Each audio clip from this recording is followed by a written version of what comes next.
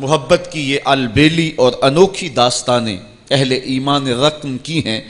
اگر اس عنوان سے بات کی جائے تو یہ تاریخ کا ایک ایسا باب ہے۔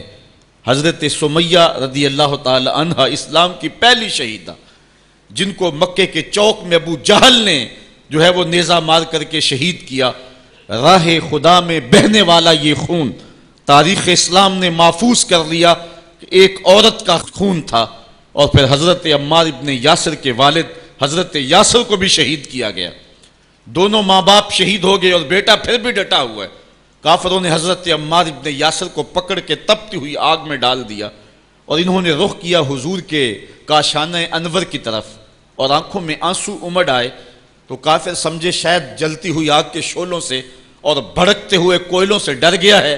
کہا عمار گھبرا گئے ہو، تمہیں ان تپتے ہوئے کوئلوں سے باہر نکال لیا جائے؟ تو یہ حضرت عمار مسکرا کے کہنے لگے میں ان تپتے ہوئے کوئلوں سے نہیں ڈرا، میں تو راہیں تک رہا ہوں، جس محبوب کے لیے دکھ سہ رہا ہوں کبھی وہ جلوہ فراز بھی تو ہو جائے نا۔ اچھا ادھر غلام تڑپا، ادھر آقا تشریف لے آئے۔ حضرت عمار ابن یاسر کے سر پہ ہاتھ رکھ کے حضور نے کہا یا نارو کونی بردم و سلامن علی عمار ابن یاسر کما کنت علی ابراہیم، اے آگ جس طرح ابراہیم پہ ٹھنڈی ہوئی تھی آج میرے عمار ابن یاسر پہ بھی ٹھنڈی ہو جائے۔ تو محبتوں کی یہ داستانیں بڑی دل آویز ہیں۔ تو اللہ تعالیٰ جل شانہ نے جب اپنے محبوب علیہ السلام کے غلاموں کے ساتھ یہ ہونے والے ظلم اور اس جبر کی رقم ہوتی داستان کو دیکھا تو سورۃ الفجر تب نازل ہوئی تھی۔ ایک طرف اہل ایمان کو تسلی دی کہ اگر تمہیں دکھوں میں مبتلا کیا گیا ہے تو کوئی نہیں، تم سے قبل بھی جو لوگ اس راستے کے مسافر ہوئے ہیں ان کو بھی انہی راہوں سے گزرنا پڑا ہے، اور وہ بھی عظیمت کی یہ داستان رقم کرتے ہوئے آئے ہیں۔ انہوں نے بھی جو ہے وہ سولیوں پہ اور فصیلے دار پہ اپنے سروں کا چراغاں انہوں نے بھی کیا ہے، اور راہ حق میں ہر دکھ اور ہر تکلیف انہوں نے سہی ہے، حتیٰ کہ زنجیروں نے ان کی ہڈیوں تک جو ہے وہ نشان چھوڑے، لیکن پھر بھی وہ راہ حق سے منحرف نہیں ہوئے۔ ایک تو ان کو تسلی تھی، اور دوسری طرف قریش کو یہ بتلانا مقصود تھا کہ تم سے قبل بھی بڑے سرکش، بڑے نمرود، حامان، شداد اور بڑے ظالم اور جابر ہوئے ہیں، لیکن آج تم دیکھو کہ ان کا نشان بھی باقی نہیں رہا۔ اگر نشان باقی رہا ہے تو حق کا نشان ہی باقی رہا ہے۔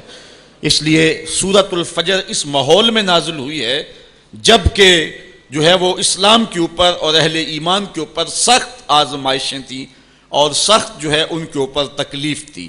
فجر کی قسم کھانے کا ایک مقصد تو یہ تھا کہ ان کفار کو یہ کہنا تھا کہ جس طرح فجر طلوع ہوتی ہے اور رات ختم ہو جاتی ہے، یہ زندگی بھی جو ہے جو تم گزار رہے ہو ختم ہوگی، اور آخرت کی زندگی میں تم نے قدم رکھنا ہے، اور صبح قیامت طلوع ہونے والی ہے۔ اور دوسری طرف اہل ایمان کو تسلی دینا مقصود تھا کہ راتیں جتنی بھی لمبی کیوں نہ ہوں، پو تو پھٹتی ہے اور اجالے تو نکلتے ہیں، ایک وقت آئے گا کہ اسلام کا پھریرا دنیا کے اوپر لہراتا ہوا نظر آئے گا۔ آج کی قربانیاں کل کے لیے سکھوں کا سامان بن جائیں گی۔ ساغر صدیقی نے کیا کہا تھا کہ آج تو ہیں یہ جسم آلودائے گرد سفر، آج تو ہیں یہ جسم آلودائے گرد سفر، کل انہی جسموں پہ منزل پھول بھی برسائے گی۔ آج مکے میں ستم ہیں، کل مکے والے ہاتھ باندھ کے کھڑے ہوں گے، تو وہ لمحے بھی آنے والے ہیں۔ تو فرمایا قسم ہے صبح کی والفجر، قسم ہے صبح کی، ولیال عشر، اور 10 راتوں کی۔ 10 راتوں سے مراد کیا ہے؟ یہ ذوالحج کی 10 راتیں ہیں، جو سال کی جو ہے وہ تمام راتوں سے یہ عشرہ جو ہے وہ افضل ترین عشرہ ہے۔ دوسرا قول ہے کہ یہ رمضان کے آخری عشرے کی راتیں ہیں۔ تیسرا قول یہ ہے کہ یہ محرم کی پہلی 10 راتیں۔ یہ 3 اقوال مفسرین نے بیان کی ہیں۔ والشفع والوتر، اور قسم ہے جفت کی اور قسم ہے طاق کی۔ مفسرین نے اس پر تقریباً 36 اقوال پیش کیے ہیں، لیکن سب سے بہترین قول یہ ہے کہ جفت سے مراد مخلوق ہے اور طاق سے مراد رب تعالیٰ کی ذات ہے۔ خالق کی قسم اور مخلوق کی قسم، واللیل اذا یسر، اور رات کی قسم جب وہ پیٹھ پھیر کے چل دے۔ یہ قسمیں 5 فرمائیں، اور اس کے بعد فرمایا حل فی ذالک قسم الذی حجر، کیوں اس میں عقل مند کے لیے قسم ہوئی؟ یعنی یہ 5 چیزیں عقل مند کے لیے بطور قسم کافی ہیں، اور جو عاقل نہیں ہے اس کے لیے سارے زمانے کی بھی قسم اٹھا لی جائے تو اس کے لیے وہ بھی ناکافی ہے۔ تو قسم جو ہے وہ عقل مند کے لیے پھول کی پتی سے کٹ سکتا ہے ہیرے کا جگر، مرد ناداں پہ کلام نرم و نازک بے اثر۔ ہمارے استاد کہا کرتے تھے کہ اس کو عام لوگ پڑھتے ہیں کہ پھول کی پتی سے کٹ سکتا ہے ہیرے کا جگر، تو کہتے ہیں نہیں کاٹا جا سکتا ہیرے کا جگر پھول کی پتی سے۔ یہ استفہام انکاری ہے، پھول کی پتی سے کٹ سکتا ہے ہیرے کا جگر، یعنی یہ ممکن ہے کہ ہیرے کے کلیجے کو پھول کی نرم نازک پتی سے کاٹ لیا جائے؟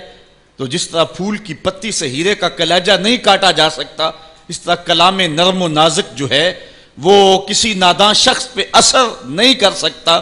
تو اللہ تعالیٰ فرماتا ہے کہ یہ جو قسمیں ہیں یہ عقل مند لوگوں کے لیے جو ہیں وہ نافع ہیں، اور جو بے وقوف ہیں، جو حماقت کے مارے ہوئے ہیں، ان کے لیے اس میں کوئی فائدہ نہیں۔ اسی لیے کہا گیا یُضِلُّ بِهِ کثیرا وَیَہْدِی بِهِ کثیرا۔ قرآن سے بہت سارے لوگ ہدایت پا جاتے ہیں اور بہت سارے لوگ قرآن سے گمراہ بھی ہو جاتے ہیں۔ اصل قصور ان کی اپنی عقول کا ہے اور اپنی بنجر زمین کا ہے۔ 12 کے در تبش خلاف نیست، در باغ لالا رویت و در بوم خار و خس۔ یہ بارش برس رہی ہے، سعدی کہتے ہیں کہ تباہ میں مخالفت نہیں رکھتی، لیکن یہی بارش جب گندگی کے ڈھیر پہ ہوتی ہے تو بدبو پھیلتی ہے، تعفن پھیلتا ہے، اور یہی بارش جب باغ میں ہوتی ہے تو باغ کے اندر پھول کھلتے ہیں، گل لالا مہکتا ہے، یاسین اور نسترن کی بہار آ جاتی ہے۔ تو بارش وہی ہے، کہیں گندگی اور بدبو پھیل رہی ہے اور کہیں پھول چٹخ رہے ہیں اور کلیاں مہک رہی ہیں۔ قرآن تو اجالا دیتا ہے اور قرآن کی قسمیں من میں یقین اگاتی ہیں، لیکن کچھ لوگ گمراہ ہو جاتے ہیں اور اسی قرآن کو پڑھ کے کچھ لوگ ہدایت کے اجالے پا جاتے ہیں۔ تو کہا کہ یہ جو 5 قسمیں ہیں یہ عاقل لوگوں کے لیے اس میں ہی ہدایت ہے اور اس میں ہی ان کے لیے بہت کچھ ہے۔ جس طرح فجر کے بعد حشرات الارض بلوں سے باہر نکلتے ہیں اور سوئے ہوئے انسان پھر دوبارہ جاگ پڑتے ہیں، زندگی میں ایک دم پھر ایک لرزش پیدا ہوتی ہے اور حیات نو کے آثار پیدا ہوتے ہیں، اس طرح مرنے کے بعد پھر لوگ دوبارہ اٹھائے جائیں گے۔ کافر کہتے تھے کہ ہم یہ بات نہیں تسلیم کرتے کہ بندہ مرنے کے بعد اٹھایا جائے گا۔ سورہ یاسین اٹھائیے، وہ کہتے ہیں کہ جب ہماری ہڈیاں ہو جائیں گی اور ہڈیاں زمین کے اندر گل سڑ کے مل جائیں گی تو پھر ان مردہ ہڈیوں کو کون اٹھائے گا؟ یہ نضر بن حارث نامی ایک شخص تھا جو قبرستان سے کوئی بوسیدہ ہڈی اٹھا لایا اور حضور کے سامنے اس ہڈی کو توڑتا ہے اور اس کے ذرے زمین پہ گرتے ہیں، کہتا ہے کہ ان ہڈیوں کو اٹھایا جائے گا جبکہ یہ بالکل جو ہے وہ ریزہ ریزہ ہو گئی۔ اللہ تعالیٰ قرآن مجید میں فرمایا کہ یہ کہتے ہیں کہ ان ہڈیوں کو کون دوبارہ زندہ کرے گا؟ تو اللہ تعالیٰ نے قرآن مجید کے اندر جو جواب دیا وہ بڑا خوبصورت ہے۔ یہ کہتے ہیں ان مردہ ہڈیوں کو کون دوبارہ زندگی دے گا؟ تو اللہ تعالیٰ نے جواب دیا کہ جب یہ ہڈیاں بھی نہیں تھی، جس رب نے اس وقت ہڈیوں کو بھی پیدا کر لیا تو ان کو جوڑنا اس کے لیے کون سا مشکل ہے؟